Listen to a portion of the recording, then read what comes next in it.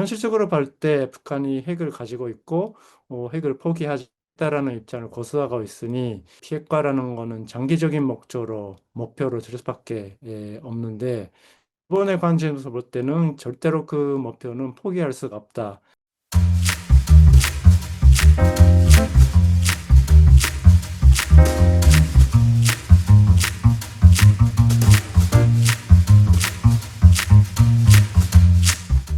북한을 둘러싼 여러 문제를 해결하는 데에는 한반도 주변 국가인 일본과 중국과의 공조가 중요합니다. 북한의 우방인 중국과 러시아와의 외교관계 외에도 한국의 동맹국인 미국, 그리고 미국과 동맹을 맺은 일본, 한일미 공조는 핵심 축일 것입니다. 이번 대담에서는 일본 게이오대 니시노 주니어 교수와 북미 대화의 가능성, 북한 비핵화에 관련 논의를 진행했습니다. 니시노 주니어 교수는 이재명 대통령과 미국 트럼프 대통령의 정상회담이 북미 대화 재개의 신호탄이 될 수 있다고 전망합니다. 그렇지만 북한의 핵 문제에 대한 안건이 논의되지 않는다면 북한의 핵 보유를 사실상 인정하는 계기가 될 것이라고 우려했습니다. 복잡하게 얽힌 미, 중, 러 구도 속에서 일본은 한반도 이슈를 어떻게 전망하고 있는지 확인해 보겠습니다. 오늘 니시노 주니어 게이오 교수님 모셨습니다. 말씀 일단 청해 듣고 후에 이제 Q&A 세션을 진행하도록 하겠습니다. 이재명 정부가 2월 4일 날 출범하면서 아무래도 일본에서 그리고 국제사회에서 가장 하는 부분이 이재명 정부의 대북 정책일 것으로 생각을 합니다. 대통령께서 대선 시절부터 남북 관계, 특히 남북과의 복원, 그리고 보다 구체적으로는 9.19 군사분야 합의를 복원하겠다고 말씀을 하셨고, 그리고 정부 질본부에 실제로 그 방향으로 정책을 추진하고 있다. 그렇게 생각을 하고 있습니다. 확성기 반성 전지시키거나 여러 가지 이 대북 시그널을 지금 보내고 있는 것으로 알고 있습니다. 그리고 8.15 경사에서 그러한 남북관계 복원을 위해서 한국 정부, 이재명 정부가 선제적으로 처치를 취해 나가겠다고 말씀하신 것으로 알고 있습니다. 일본의 관점에서 보면은 남북 관계가 복원이 되고 한반도의 군사적인 긴장이 완화되는 것이 이 지극히 이 바람직하고 환영할 수 있는 일이라고 생각을 합니다. 그런데 또 동시에 한국 정부가 일본 정부 그리고 미국 정부를 비롯한 국제사회하고 긴밀히 건조하면서 정책을 추진해 나가는 것 또한 필요한 일이라고 보고 있습니다. 특히 일본의 관점에서 볼 때 남북 관계가 일본의 안보 환경에 주는 영향이 대단히 크다. 그렇게 볼 수밖에 없습니다. 그러한 관점에서 볼 때 이재명 대통령께서 선제적으로 조치를 취하겠다라고 하는 부분에 대해서는 조금 솔직히 말씀드리면 걱정되는 부분 또한 있습니다. 선제적으로 인센티브를 주겠다라는 거는 북한의 유화적인 자세를 이끌어내는 데 있어서 의미가 있다고 볼 수도 있지만은 다른 한편으로는 북한의 관점에서 볼 때는 정책 초열이 없이 일반적으로 북한에 다가가는 것 또한 위험성도 내포할 수밖에 없다. 그렇게 보고 있으니 아무래도 일본의 관점에서는 이재명 정부가 일본, 미국 그리고 국제사회하고 긴밀히 이 정책 이 협조를 하면서 정책을 추진 나가는 게 바람직하다. 그거를 희망하고 있습니다. 그러한 관점에서 지난 8월 23일 날 이재명 대통령께서 일본을 방문하시고 우리 이시바 총리하고 한일 회담을 개최함으로써 긴밀한 한일 건조를 대해서 의견의 일치를 한 부분이 일본에서 상당히 고무적으로 보고 있습니다. 지금 말씀드린 그 일본의 북한 문제에 대한 걱정뿐 아니라 여건에 있어서 한일 관계, 한일 협력이 필요한 시점이라고 보고 있으며 그러한 관점에서 이재명 대통령 미국을 방문하기 앞서서 일본을 방문해 주신 것에 대해서 상당히 일본에서는 긍정적으로 평가를 하고 있습니다. 그거를 바탕으로 이재명 대통령께서 미국을 방문을 하셨는데, 한미 정상회담도 일단은 성공적으로 마쳤다고 일본에서도 평가를 하고 있습니다.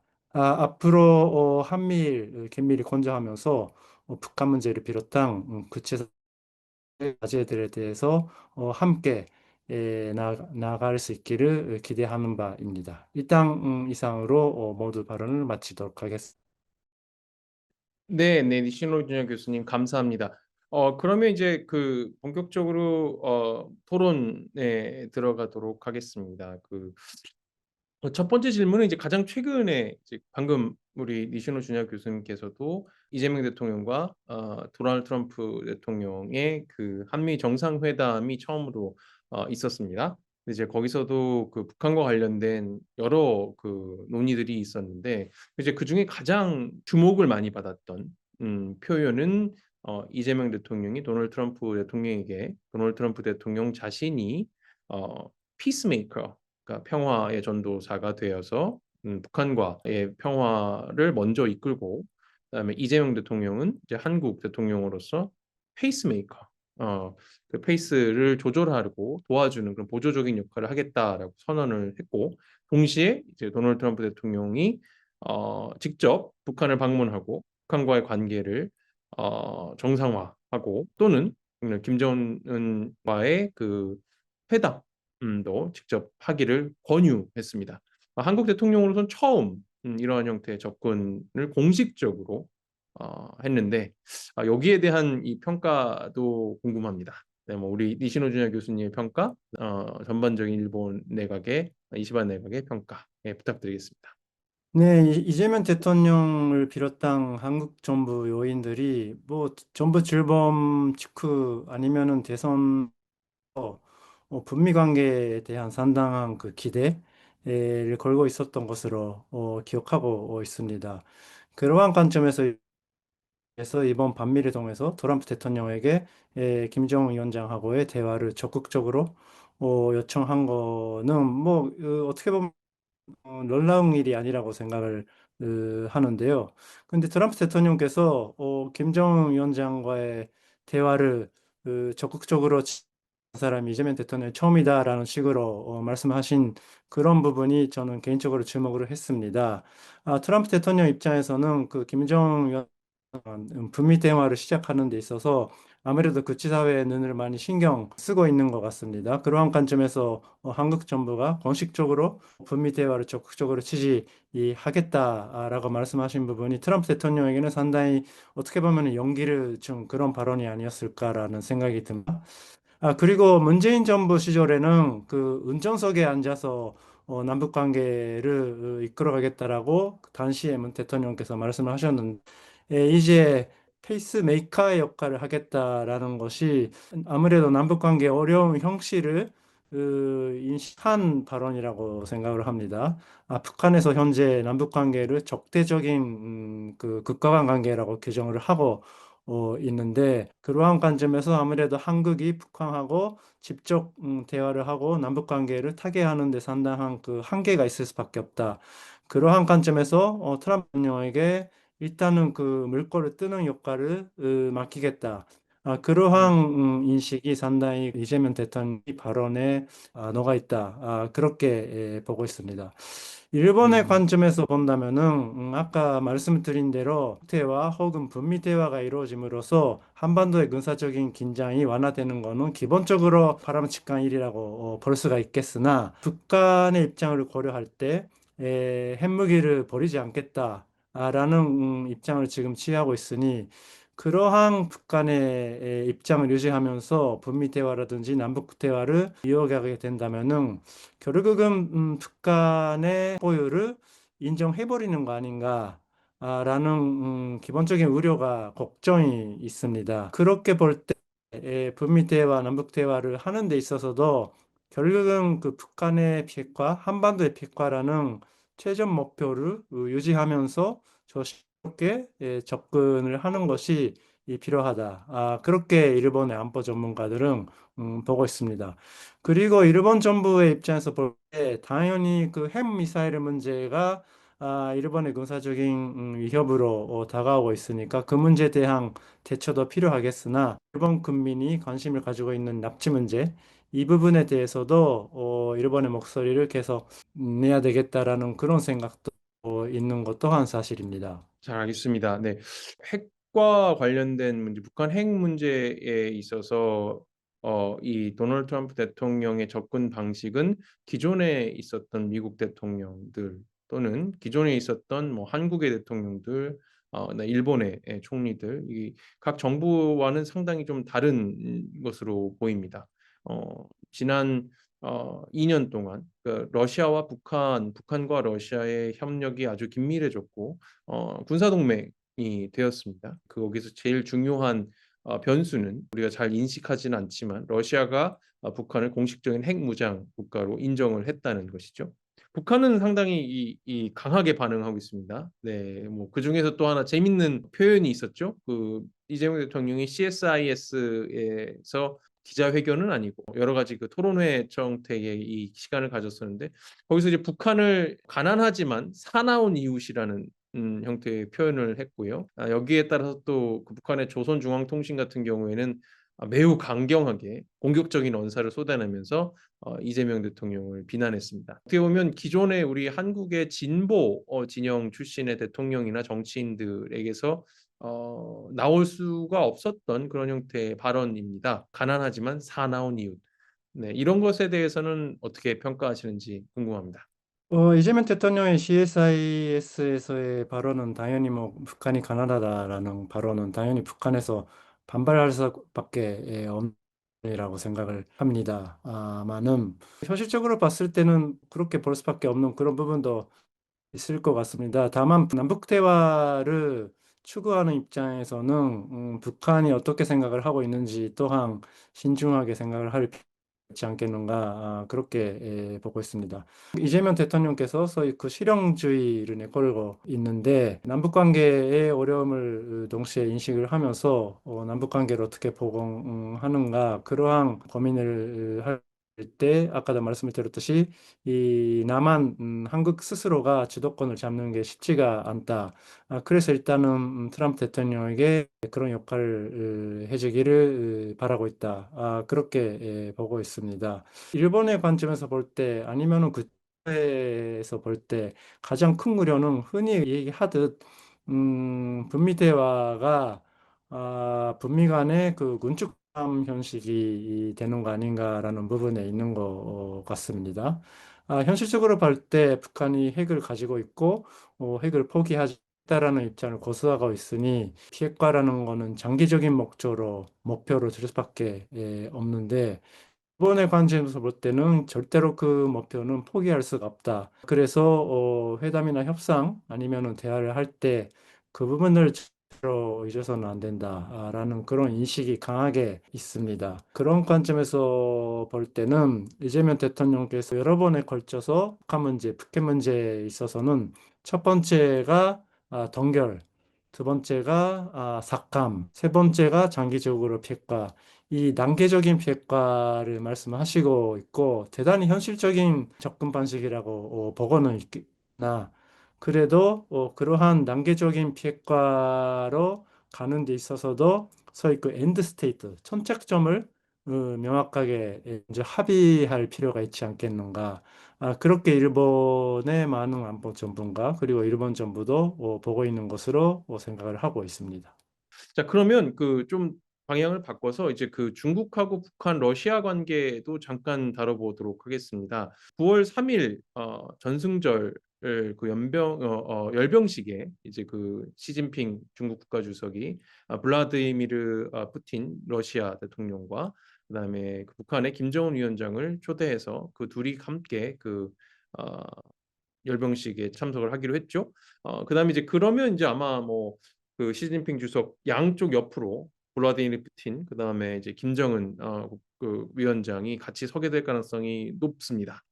자, 그러면 이제 이러한 형태의 소위 말해 그 중국과 러시아와 북조선, 조선민주주의 인민공화국 북한이 한 자리에 서서 어떻게 보면 결속 군사적인 뭐 아니면 여러 가지 형태의 정치적인 그런 결속을 과시하는 자리가 될 텐데, 자, 만약에 이런 형태 이게 이제 현실화돼서 한다면은 그럼 이게 어떤 그 동북아시아 안보와 글로벌 안보에 영향을 미칠 것으로 보시는지 궁금합니다. 먼저 김정은 위원장의 그 중국 방문에서는 아마도 많은 전문가들도 예상하지 못했던 일이 아닌가라는 생각이 듭니다. 그 이유는 여러 가지가 있는데 첫 번째로 아무래도 북한은 지금 현재 러시아와의 전략적인 관계를 상당히 중시하고 있다. 반면에 중국과의 관계는 그렇게 활발한 상태가 아니다라는 게 일반적인 평가였습니다. 그리고 두 번째로는 아무래도 2025년이 올해가 북한에서 그 내부 결속을 상당히 중요시하는 해, 5개년 계획 마지막 해이기도 하고, 그리고 음, 9차 단대회를 준비해야 하는 해이기 때문에 내 문제에 집중할 것이다라고 예상을 하고 있었습니다. 그리고 마지막으로 이거는 뭐 조금 맥락이 다르지만은 김정은 위원장이 그러한 그 다자무대는 별로 좋아하지 않다. 아무래도 양자 관계, 양자 회담을 좋아하고 그러한 그 많은 사람들이 모이는 데 나가는 거는 별로 좋아하지 않을 거다라는 그런 게 네. 일반적인 얘기였습니다. 그래서 이러한 모든 그 예상 깨는 그런 반증이 될 텐데요.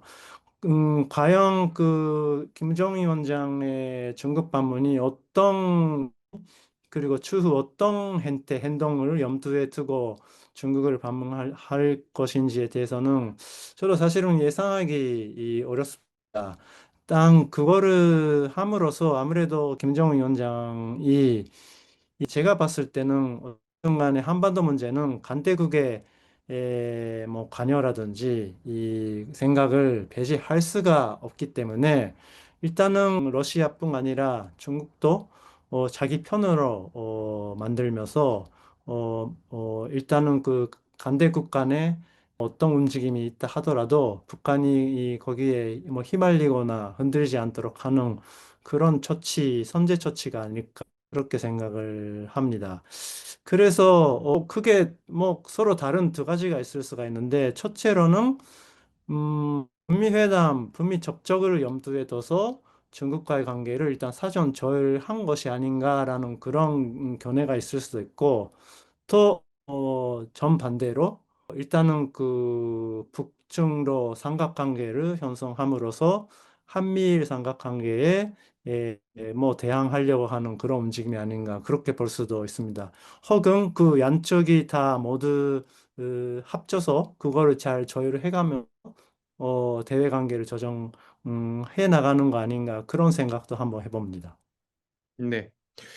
제가 알고 있는 한 처음으로 김정은 위원장이 다자 외교 무대에 데뷔를 하는 상황이 되겠죠. 러시아와 중국뿐만 아니라 뭐 이란이라든지 다른 여러 뭐 중앙아시아 국가라든지 이제 많은 국가의 국가 수반들이 참석을 하게 되는데 아주 흥미로운 광경들이 펼쳐질 것 같고, 동시에 예를 들면 북한과 그다음에 중국과 러시아의 뭐 3자 회담이라든지 이제 한국, 일본, 미국이 캠프 데이비드라든지 이런 곳에서 많이 했던 형태의 이런 회담들이 벌어지게 된다면은 아마 그 의미가 상당할 것으로 보여집니다. 근데 혹시 후계자로 자꾸 이렇게 부각을 시키려고 하는 김주의 그 딸 김정은의 윤정의 딸 김주애도 같이 가게 될까요? 글쎄요, 뭐 동행자가 누가 될지는 가 없을 것 같습니다. 다만 현재로서의 북한의 움직임을 볼 때 소위 그 김주애라고 불리는 딸이 이 후계자로는 아주 유력한 후보인 것은 틀림이 없을 것 같습니다.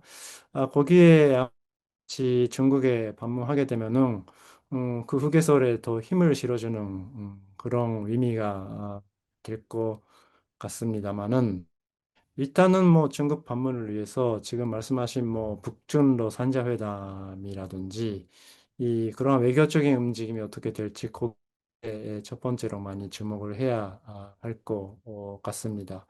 그리고 뭐 일본이나 한국이나 미국의 관점에서 볼 때는 그 9월 중국의 행사가 10월 말 한국에 있을 견주 에이펙에 앞서서 있을 일이라서 그러한 외교 일정들이 어떻게 이어지고 10월, 11월에 한반도에 어떻게 외교적인 큰 뭔가가 될 수도 있지 않겠는가라는 생각이 듭니다. 아마 없을 거라고 다들 보고 있습니다만은, 상상으로는 에이페크에 북한 지도자가 온다라든지, 그러한 것도, 일단은 염두에 둬서, 준비라든지, 우리가 상상력을 발휘해야 되는 그런 시기인 것 같다라는 그런 생각을 해봅니다. 네, 예, 그런 것 같습니다. 2025년 후반기가 이번에 김정은 그 위원장의 중국 열병식 참석 다자 무대 대비로 인해서 다른 가능성까지, 그러니까 한국에서 벌쳐지게 될 에이펙에 도널드 트럼프 대통령은 오겠다는 의사를 일단 표명을 한 것으로 보이고, 시진핑 주석 같은 경우에도 오겠다는 의사를 뭐 완전히는 아니지만 표명을 했기 때문에 동시에 마찬가지로 김정은 위원장까지 올 수도 있는 뭐 여러 가지 그런 여건들은 또 마련이 되는 것 같습니다. 변화하는 거니까요. 네, 좋습니다. 이재명 대통령과 정상회담을 했던 이시바 시게루 총리는 사임하면서 과거를 직시하는 용기와 성실함, 타자의 주장을 겸허히 귀 기울이는 관용이 일본 정치에 필요하다는 메시지를 남겼습니다. 한국과 일본은 북한에 어떻게 대응할 것인지 공동의 과제를 함께 풀어나가야 할 파트너입니다. 지난 나우인 노스코리아 시즌1에 참여한 도호쿠 가쿠인 대학교 이승엽 교수도 일본 역시 평화로운 한반도를 적극 지지한다고 설명한 바 있습니다. 북한 문제를 비롯해 동북아시아의 평화를 어떻게 조성해 나갈지 한일 간의 협력이 여러모로 필요한 지구입니다.